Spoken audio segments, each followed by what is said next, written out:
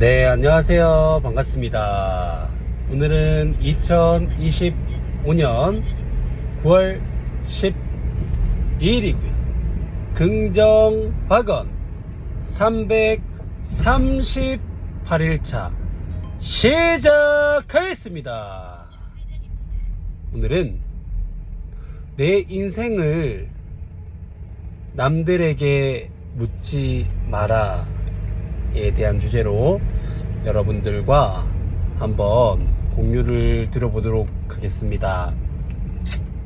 SNS를 보면 정말 내가 질문하고 고민해서 선택해야 될 아주 사소한 것부터 큰 것까지를 다른 사람들에게 물어보는 경우들이 너무나 많습니다.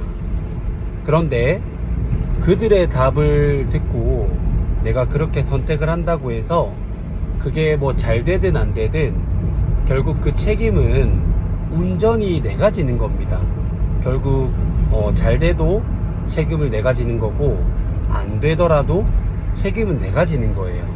그렇다라고 하면은 결국 남들에게 자꾸 이렇게 뭔가 내 인생에 대해서 내가 선택하는 과정에서 물어보는 것도 물론 도움이 될 수는 있겠지만 내 스스로 선택을 하는 자꾸 그런 습관을 들이셔야 합니다.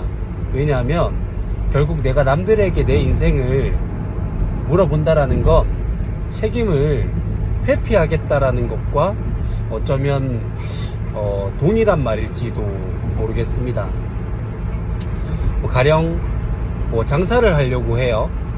근데 퇴사를 고민하고 있는데 창업을 하려고 하는데 해도 될까요 말까요 라는 거를 남들에게 질문을 합니다. 그거를 왜 남들에게 묻습니까?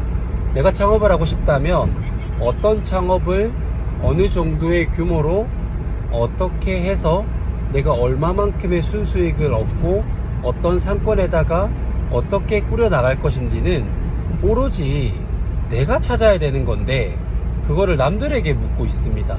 남들에게 물으면 그게 답이 나옵니까?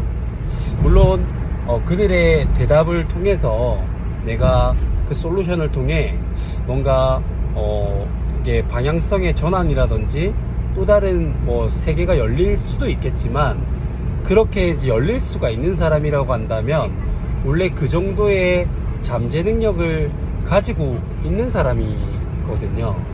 그래서 계속 내가 습관적으로 뭔가를 물어보면 안 됩니다.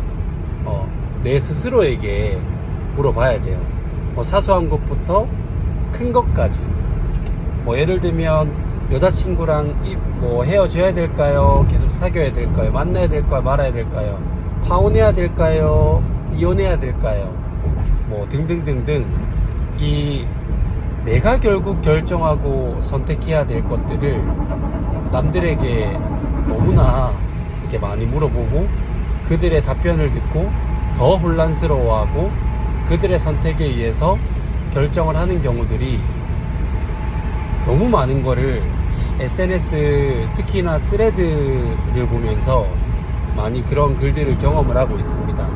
물론 저 역시도 20대 30대 그러니까 사업을 하는 그 도중에도 너무나 답답하거나 앞이 보이지 않을 때 누군가에게 이렇게 이제 물어보고 싶은 그런 생각을 한 적이 한두 번이 아닙니다. 그런데 지금은 크게 잘 물어보진 않습니다. 그냥 이제 일적인 얘기를 해서 참고를 해서 그럼 난 앞으로 이렇게 해봐야 되겠다라는 정도의 그런 참고 정도만 하지 그들의 말이나 의견을 전적으로 의지해서 그렇게 이제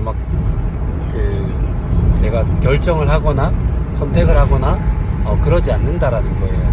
물론 이제 그러다 보면 조금 시간은 걸릴 수가 있겠죠. 그래서 누구는 말합니다. 다른 사람들에게 먼저 길을 가본 그 사람들에게 물어봐라. 물어보면은 훨씬 더 빨리 갈 수 있다. 누구는 이제 그렇게 얘기를 하시는 분들이 있는데요.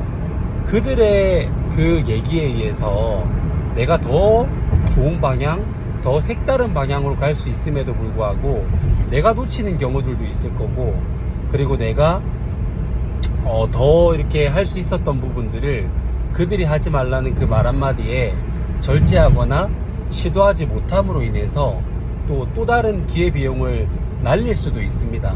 그러니까 인생에 정답은 없어요. 남들에게 물어보면 물어보는 만큼, 그리고 물어보지 않고 내 스스로 해결하고자 내 자신에게 질문을 던지는 만큼 다 장단이 있거든요. 근데 결국은 언제까지 우리가 인생을 살면서 남들에게 이제 계속적으로 이렇게 물어볼 수가 없습니다.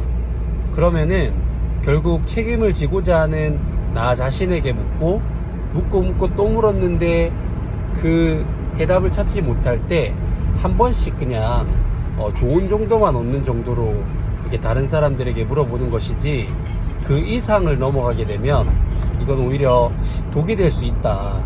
요즘에 저는 그런 생각들을 너무나 많이 하고 있습니다. 물론 저도 지금 축구 교실 학원 사업을 하면서 나보다 이제 2배, 3배 더 매출을 많이 올리는 사람들의 얘기를 듣고 그들처럼 이렇게 이제 조언을 얻어서 이렇게 쭉쭉 할 수 있지만, 이게 사실 뭐 이 장사라는 게 이렇게 한다고 해서 이렇게 하면은 저렇게 된다 라는 그런 공식화된 그런 정답론이나 방법론이 없습니다. 상권마다 다르고, 그리고 이제 그 상권에서 소비하는 그 소비자들의 니즈나 패턴이 다 다르고, 그리고 이런 분위기나 문화나 이런 모든 것들이 다른데, 다른 지역에서 했던 그 방법을 이 지역에 가지고 와서 똑같이 한다고 해가지고 그게 들어맞지는 않거든요. 그래서 결국은 그 안에서 내가 하나씩 찾아가야 된다라는 부분이에요. 그래서 이게 맞나요? 저게 맞나요? 이게 맞아요? 저게 맞아요? 이런 질문들을 가급적이면은 하지 말라고 여러분들에게 이게 좀 공유를 드리고 싶습니다.